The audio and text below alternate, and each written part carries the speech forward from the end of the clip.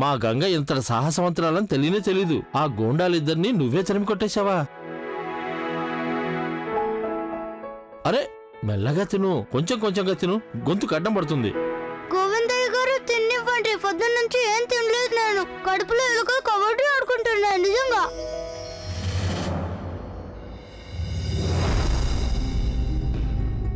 అదేంటి నీ వేలు మీద? అదా సుత్తి దెబ్బ తగిలింది. సుత్తితో ఏం పని నీకు? పని తొందరగా ముగించాలన్న కంగారులో చేతికి తగిలింది.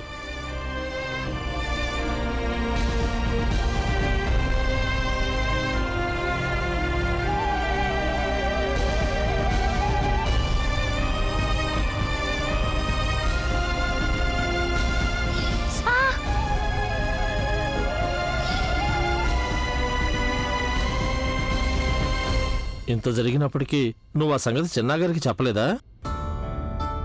చెప్పి తిట్లు తినాలా? ఈ మధ్య ప్రతి విషయంలోనూ గొడవ పడుతున్నాడు తను. ల్యాప్టాప్ పాడైపోయిన సంగతి తెలిస్తే సాగర్ నా మీద అరిచేవాడు.